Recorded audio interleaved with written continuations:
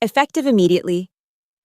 The moment our new director dropped those words in front of the entire team I'd built over nearly a decade, I simply smiled. Best of luck with Friday's client presentation, I said quietly. The conference room fell dead silent, because only I knew what was waiting for them on Friday. Only I knew that Paramount Systems, our biggest account, worth $25 million, required something no PowerPoint slide could deliver. Only I knew the real presentation materials weren't in any company database. They were in my personal notebook. Walking out the door with me, my name is Claire Reynolds, and I've just watched 9 years of my professional life get dismissed in 30 seconds. At 39, I've been the backbone of client relations at Avonbridge Dynamics since we were a scrappy startup operating out of a converted warehouse. I've seen this company grow from 12 employees to over 300, watched our revenue climb from barely breaking even to $40 million annually. Every major client we've retained, every relationship that's weathered the storms of corporate restructuring, my fingerprints are all over it. But apparently, that means nothing to Melissa Grant. She's 33, armed with an MBA from Wharton, and she's been here exactly 4 months. 4 months versus my 9 years. And somehow, she's the one calling the shots. The CEO brought her in as part of his modernization initiative, corporate speak for bringing in fresh blood to shake up the old guard. The irony isn't lost on me that I'm being labeled old guard when I'm barely pushing 40. Melissa has never worked in our industry. She came from consumer goods, where relationships are transactional and clients are data points on quarterly reports. She doesn't understand that in our world, industrial automation systems, trust takes years to build and seconds to destroy. She doesn't grasp that our clients aren't just buying products, they're buying partnerships, reliability, and the assurance that when their million-dollar production lines go down, someone who knows their business inside and out will be there to fix it. The termination was swift and brutal. No private office conversation, no HR escort, no gentle transition.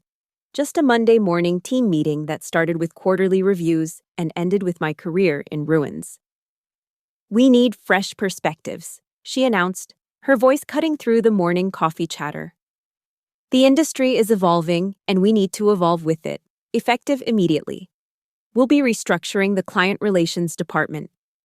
I felt the shift in the room before she even said my name. My team, people I'd hired, trained, mentored, suddenly couldn't meet my eyes. They knew what was coming. "Claire, we appreciate your years of service, but your approach no longer aligns with our forward-thinking strategy." Forward-thinking strategy. As if building genuine relationships with clients was somehow antiquated, as if knowing the difference between what sounds good in a boardroom and what actually works in the field was a liability. I stood there in front of my team, watching their faces cycle through shock, confusion, and something that looked like shame. These people had learned everything they knew from me. They'd seen me pull miracles out of thin air, turn hostile clients into advocates, and save deals that seemed impossible to salvage. And now they were watching me get thrown away like an outdated manual. But I didn't argue, I didn't protest, I simply gathered my personal items, shook hands with the people who'd been my colleagues just minutes before, and headed for the door. That's when I delivered my parting shot about Friday's presentation. Because Melissa Grant was about to learn the hard way that some knowledge can't be downloaded from a company server, I started at Avonbridge when it was still finding its footing in the industrial automation market. Back then, we were the scrappy underdogs, competing against established giants with deeper pockets and decades of reputation. What we lacked in resources, we made up for in hunger and personal attention. I threw myself into learning everything, not just the sales side, but the technical specifications, the regulatory requirements, the psychological profiles of decision makers in different industries.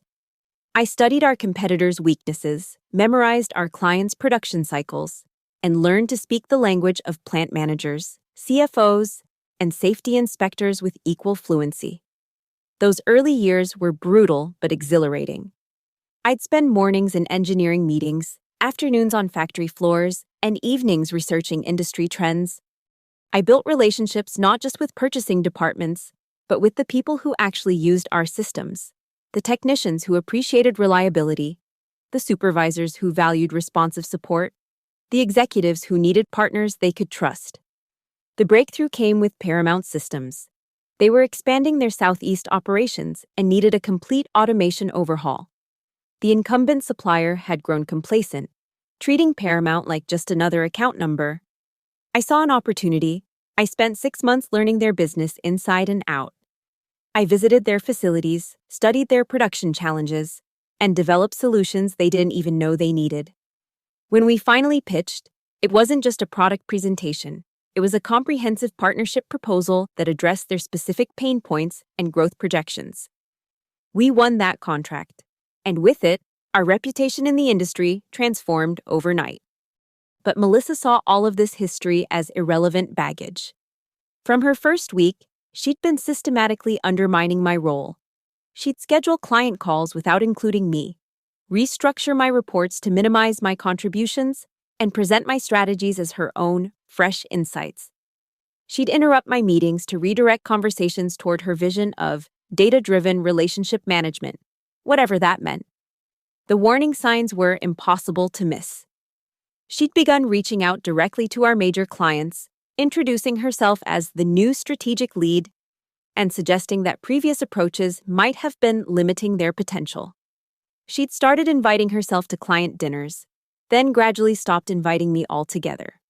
I documented everything, every excluded email, every bypassed protocol, every instance where she'd taken credit for my work. I kept meticulous records, not because I planned to file complaints, but because I understood that in corporate warfare, preparation is everything. The Paramount contract was coming up for renewal, and they'd requested a comprehensive presentation on our latest capabilities. It was the kind of high-stakes meeting that could set the tone for the next 5 years of our relationship. Melissa had been positioning herself as the primary contact, despite having never worked directly with them. What she didn't understand was that Paramount Systems wasn't just another client. They were a relationship built on trust, technical expertise, and personal connections forged over years of solving problems together. They valued substance over style, results over rhetoric. As I drove home that Monday afternoon, my personal belongings in a cardboard box on the passenger seat, I felt something I hadn't expected: calm certainty. Melissa Grant was about to discover that some bridges, once burned, can't be rebuilt with PowerPoint presentations and MBA buzzwords. The signs had been building for months, but I'd chosen to focus on my work rather than engage in office politics. Perhaps that was naive, but I believed results would speak louder than boardroom maneuvering. I should have acted when Melissa started forgetting to include me in strategic planning sessions.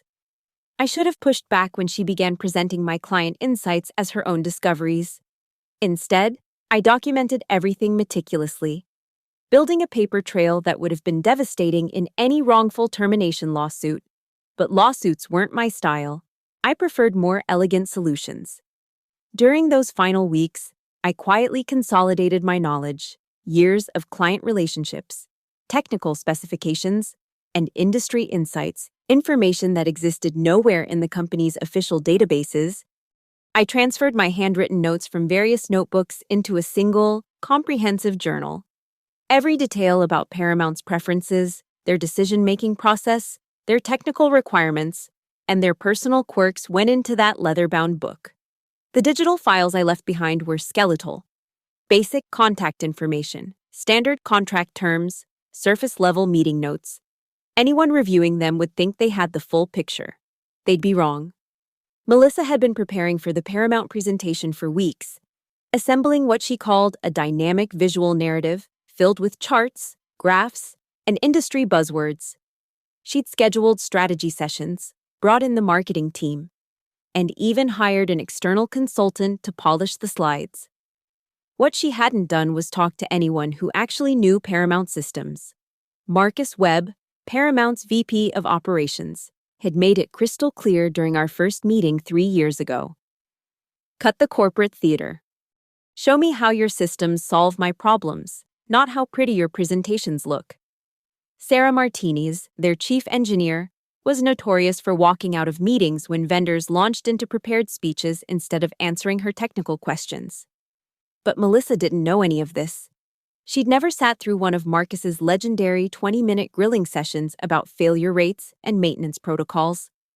She'd never watched Sarah shut down a million-dollar pitch because the vendor couldn't explain why their solution was better than the status quo. The evening after my termination, I sat in my home office, reviewing the Paramount file one final time.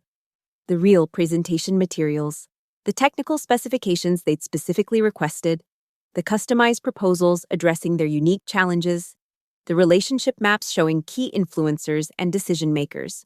All of it was in my personal notes. Melissa had been calling and texting since 6 o'clock, her messages growing increasingly desperate. First, polite requests for transition materials, then, barely concealed demands for all relevant client documentation. Finally, thinly veiled threats about contractual obligations and professional standards. I turned off my phone. By Thursday evening, the calls had escalated. Richard Hanley, our CEO, left 3 voicemails. The company's head of HR sent urgent emails about critical business continuity. Even some of my former teammates reached out, clearly sent by Melissa to appeal to my sense of loyalty. I felt no satisfaction in their panic, only a cold professional detachment. This wasn't personal revenge, it was natural consequences. Melissa had chosen to dismantle the institutional knowledge that made our client relationships possible. Now she would discover what happened when relationships built on trust encountered management, built on assumptions. Friday morning arrived with the inevitability of a reckoning. The $25 million Paramount Systems contract represented more than just revenue. It was validation of everything I'd built at Avonbridge. 3 years of careful relationship management, technical problem-solving, and strategic positioning had culminated in this renewal presentation. What Melissa didn't understand was that Paramount operated differently from her previous consumer goods clients. They weren't impressed by slick marketing campaigns or data visualizations. Marcus Webb, their VP of Operations, had built his career on substance over style. Sarah Martinez, their chief engineer, could smell corporate BS from across a conference room. And David Kim, their CEO, made decisions based on trust and proven results, not PowerPoint theatrics. The presentation Melissa had been preparing was everything Paramount despised. 60 slides of market analysis, competitor comparisons, and abstract value propositions. Beautiful graphics showing theoretical ROI projections and industry benchmarks. The kind of presentation that would have killed our relationship instantly. I knew this because I'd spent 3 years learning their preferences the hard way. During my first Paramount meeting, I'd made the mistake of bringing a traditional sales presentation. Marcus had stopped me after slide 3. "Look," he'd said, "I don't care about your company's growth trajectory or your market position.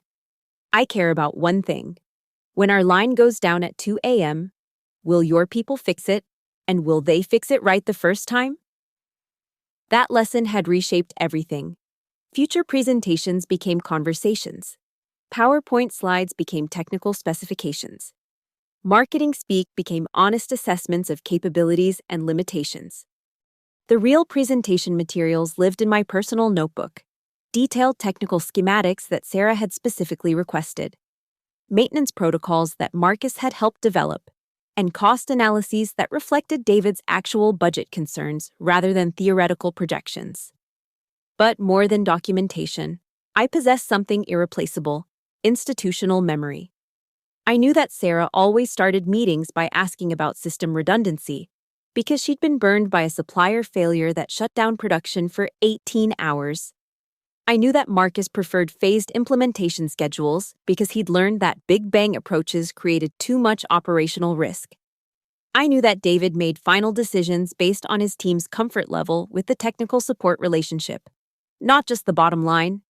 These insights weren't written in any company manual. They were earned through late-night troubleshooting calls, facility tours, and countless hours of listening to their actual concerns rather than assuming what they wanted to hear. Melissa had been trying to reverse engineer this knowledge through email threads and meeting transcripts. But relationships can't be reduced to data points. You can't download trust from a CRM system. The irony was profound. She terminated me for being old-fashioned and relationship-dependent when those relationships were the foundation of our success.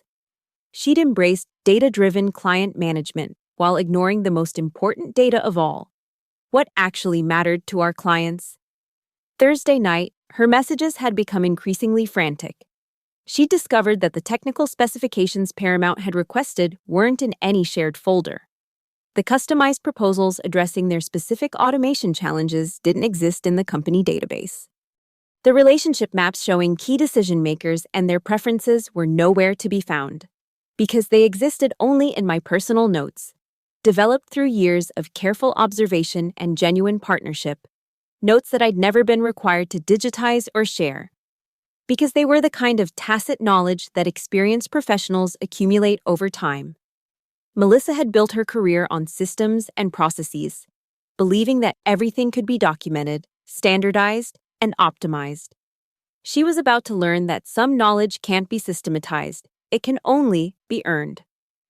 As I sat in my home office Thursday evening, reviewing the Paramount file one final time, I felt the weight of what was about to happen. Not satisfaction, but a kind of professional sadness. This didn't have to be the outcome. But Melissa had made her choice. Now she would live with the consequences. Friday morning, I settled into my favorite corner booth at Morrison's Cafe, 2 blocks from Avonbridge's headquarters. The irony wasn't lost on me. I'd brought dozens of clients to this same spot over the years, using its relaxed atmosphere for the kind of honest conversations that closed deals. My phone started buzzing at 8:15 a.m., exactly when Melissa would have arrived at the office to find her presentation materials woefully inadequate. The first call lasted 30 seconds before going to voicemail. The second attempt came 3 minutes later. "Claire, it's Melissa. I know we had our differences, but I need those Paramount specifications. This is about the company's future, not personal grievances. Call me back immediately." I sipped my coffee and watched the morning commuters hurry past the window. The third call came from Richard Hanley himself. "Claire, I understand you're upset about how things went down, but we need to talk about Paramount. Whatever issues we have, we can work through them. The presentation is at 10. Call me." At 9:30, my phone rang again. This time it was Marcus Webb from Paramount. "Claire, good morning. I'm sitting in your conference room, and I have to ask, where are you? Melissa mentioned you'd transitioned to a new role, but she seemed unclear about the details. Are you joining us remotely?" I answered this call. "Marcus, I appreciate you reaching out. I'm no longer with Avonbridge as of Monday. I was terminated." The pause that followed spoke volumes. "I see. And the technical specifications we discussed? The maintenance protocols?" "I'm afraid you'll need to discuss that with Melissa. She's leading the presentation today. Claire, you know that's not going to work. We specifically requested those materials because of your understanding of our systems. Sarah's been looking forward to reviewing the redundancy protocols you developed." "I understand your frustration, Marcus. But I'm no longer authorized to represent Avonbridge or access their proprietary materials." Another pause. I could hear voices in the background, Sarah's distinctive laugh, David's measured tone. "Well, this is awkward. We flew in specifically for this presentation. What would you recommend?" "I'd recommend giving Melissa a chance to present what she's prepared. If it doesn't meet your needs, you can always reschedule." "You know us better than that, Claire. We don't do rescheduling." I did know them better than that. Paramount Systems had built their reputation on decisive action and efficient processes. They viewed rescheduling as a sign of vendor incompetence, not corporate flexibility. By 9:45, Melissa was calling every few minutes. Her voicemails had progressed from professional requests to barely controlled panic. "Claire, I don't know what game you're playing, but this is sabotage. I'm going to make sure everyone knows exactly what kind of person you are." At 10:15, Marcus called again. "Claire, I'm not sure what happened in there, but that wasn't a presentation. That was a PowerPoint exercise. Melissa couldn't answer a single technical question. She didn't even know our current system configuration." "I'm sorry to hear that. Marcus, Look, I've got to ask. Are you available for consulting work? Because this relationship with Avonbridge just became a lot more complicated. I set down my coffee cup and smiled. I might be open to discussing opportunities, Marcus, but not today. Today, I'm just a private citizen enjoying her coffee. Fair enough. But call me next week, okay? We need to talk. The phone went quiet after that. I imagined the scene back at Avonbridge, Melissa scrambling to explain the disaster, Richard trying to salvage the relationship, my former team wondering how everything had gone so wrong so quickly. But I felt no satisfaction. Only the calm certainty that some lessons can't be taught. They have to be experienced. By noon, my phone was ringing nonstop. Melissa's desperation had reached a crescendo that bordered on hysteria. "You sabotaged us," she screamed into my voicemail. "You deliberately withheld information to destroy the presentation. This is corporate espionage." I almost laughed. Corporate espionage for keeping my personal notes personal. Richard Hanley's approach was more measured but equally desperate. His third call of the day came at 12:30, his usual executive composure cracking around the edges. "Claire, let's cut through the politics. What will it take to get you back? We're prepared to offer you Melissa's position, plus a 20% salary increase and equity options. The Paramount relationship is worth more than personal grievances." I let him finish his pitch before responding.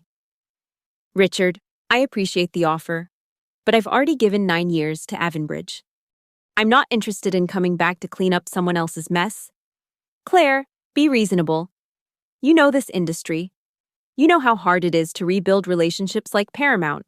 We're talking about $25 million. I'm well aware of the contract value.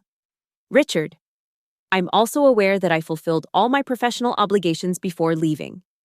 I provided transition documents for every active project. If there were gaps in institutional knowledge, that's a management issue, not a personal one." The silence stretched between us. "What about professional courtesy? What about loyalty to the company that gave you your career?" "The company that gave me my career terminated me publicly without cause. Melissa made it very clear that my approach was obsolete and my relationships were irrelevant. I'm simply respecting her assessment." That afternoon, the real fireworks began. Marcus Webb didn't just walk out of the presentation, he posted about it on LinkedIn. A carefully worded but devastating critique of vendors who promise partnerships but deliver PowerPoint theater. He didn't mention Avonbridge by name, but everyone in the industry would know exactly what he was talking about. Sarah Martinez was more direct. She called me personally. "Claire, I don't know what politics are happening at Avonbridge, but that was insulting. We asked for technical specifications, and they gave us stock photos of happy customers. We asked about system redundancy, and they showed us market share graphs. I'm sorry you had that experience, Sarah. Don't be sorry. Be available. David wants to discuss consulting arrangements. We're not going to renew with Avonbridge after this disaster." By 4 p.m., Melissa was in full blame-shifting mode. Her voicemails accused me of everything from theft of proprietary information to intentional sabotage. Each message revealed her growing panic as she realized that pointing fingers wouldn't restore the relationship she'd just destroyed. The final call came from Richard at 5:30. "Claire, Paramount is threatening to terminate the contract. They're saying we've breached our commitment to provide experienced technical support. They want you back on the account, or they're walking." "And what did you tell them?" "I told them we'd make it work, whatever it takes." "Richard, I'm not an Avonbridge employee anymore. I can't represent your company to clients." "Then come back. Name your terms." "I already told you. I'm not interested in returning." "Claire, you're destroying everything we built together." "No. Richard, Melissa destroyed it. I'm just not cleaning up the wreckage." The call ended in silence. That evening, I received an email from David Kim at Paramount, brief and to the point. "Claire, we'd like to discuss consulting opportunities. Are you available for a conversation next week?" I was indeed available. Very available. 3 weeks later, I stood in the glass-walled conference room at Vanguard Dynamics, watching the Seattle skyline through floor-to-ceiling windows. The irony was perfect. Avon Bridge's biggest competitor had just offered me exactly what I'd built at my former company, but with the resources and respect I'd never received. The Paramount contract was the first domino to fall. True to form, they terminated their relationship with Avonbridge within days of the failed presentation. But Marcus Webb didn't just walk away, he brought their business to Vanguard, specifically requesting me as the account lead. "We're not just buying automation systems," he'd explained to Vanguard's executive team. "We're buying Claire's expertise and the relationship we've built over 3 years. That's worth more than any cost savings." The ripple effects were swift and devastating. Within a month, 3 other major clients had followed Paramount's lead, not because I actively recruited them, but because word travels fast in our industry. When clients hear that the person who solved their problems is no longer available, they start questioning whether they're with the right vendor. Melissa lasted exactly 6 weeks after the Paramount disaster. Richard Hanley made her the scapegoat, announcing her departure as part of a strategic realignment of the client relations division. The official statement praised her innovative approaches while acknowledging that cultural fit sometimes takes time to develop. I felt no satisfaction in her downfall. Melissa had been a symptom, not the disease. The real problem was a corporate culture that valued credentials over competence, theory over practice, and disruption over relationship building. Richard made one final attempt to bring me back, offering an executive position with complete autonomy over client relations. I declined politely. Some bridges, once burned, shouldn't be rebuilt. My new office at Vanguard came with a view, a team that actually respected institutional knowledge and the freedom to build relationships the right way. 5 of my former Avonbridge colleagues had joined me, bringing their own client relationships and expertise. We weren't just changing companies, we were proving that talent and relationships travel together. The final vindication came 6 months later. Avonbridge's quarterly report showed a 30% decline in client retention and a corresponding drop in revenue. Their stock price reflected the market's loss of confidence in their ability to maintain the relationships that had built their success. I kept the newspaper clipping on my desk for exactly 1 day before throwing it away. Looking backward wasn't my style. As I settled into my new role, I reflected on the lesson that Melissa Grant had taught me, albeit unintentionally. Sometimes the best response to being undervalued isn't to fight for recognition. Sometimes you just step aside and let natural consequences take their course. The best revenge isn't always getting even. Sometimes it's simply walking away and letting others discover what they've lost. Thank you for listening to this story of workplace dynamics and the power of institutional knowledge. I'd love to hear from you. Where are you listening to this from? Are you dealing with similar challenges in your own workplace?